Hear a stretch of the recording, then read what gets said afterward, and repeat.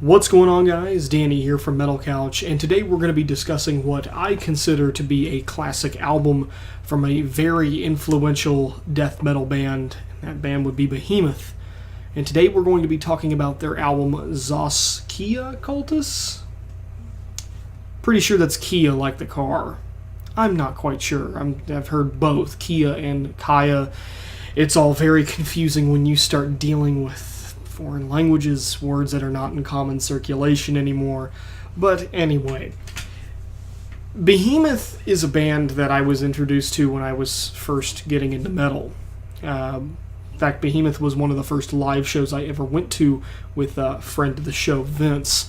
And this was during the Evangelion era, and they had played a lot of their older stuff. I think there was one or two songs from this album in particular.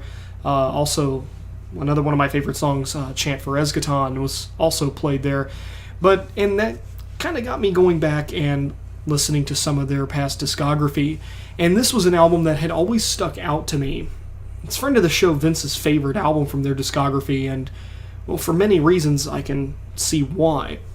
So right off the bat, Horns of Baphomet, 6.5 minutes, great way to start an album, all-out sonic assault. And immediately when listening to this album, there is something that I noticed that I don't really get from other Behemoth albums, and that is just the drums. I absolutely love the way that the drums are produced on this album, where they are in the mix, how they sound when put into this wonderful cacophony of music. To me, the drums are the strongest part of this album.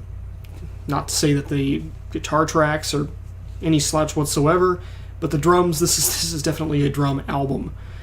Modern Iconoclasts is where we start to see Behemoth use some of their more catchy riffing with their guitar work. The chorus for Iconoclasts is very catchy. It'll stay in your head for days. I really enjoy it. You could probably ask some people that I know, and they'll probably tell you that I sometimes hum the chorus to this because it's very, very good. Here and Beyond, the quote-unquote title track of this album, because when you look at the full name of this album, it's Kia Cultus, Here and Beyond, so I guess this is the title track. Again, 3.5 minutes, no slouch whatsoever. In fact, I would say it's a little too short. As Above, So Below is one of the most frequently listened to songs that I have in this album. Really enjoy that.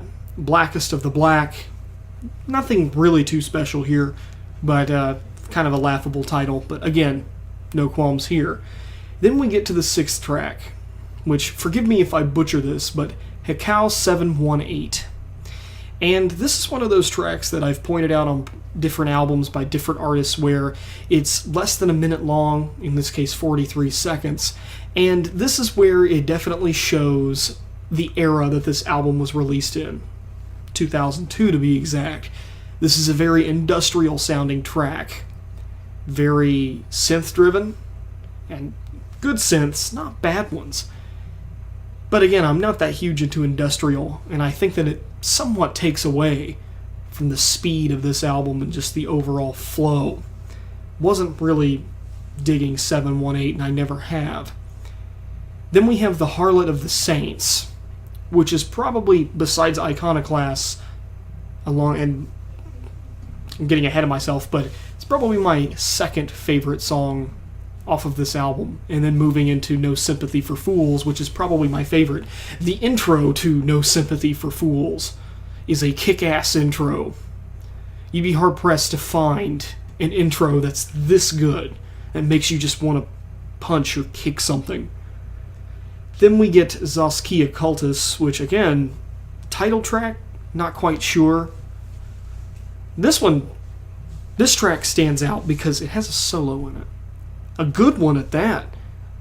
First time I heard this, I didn't really expect Behemoth to be the kind of band that would have guitar solos, at least solos that sound like this.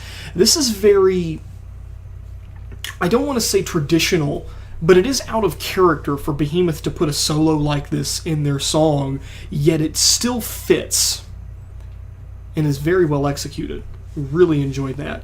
Then we get another one of those tracks like Cal 718, Fornicatus Benefictus. Pretty sure I butchered that. Again, this is just noise for 52 seconds. Takes away from the album, breaks the flow. I don't understand why bands do this if they don't add anything to the upcoming track, Typhonian Soul Zodiac. I don't really have much to say about this particular track. It's alright. It's not bad. You'd be hard-pressed to find a bad track on this album.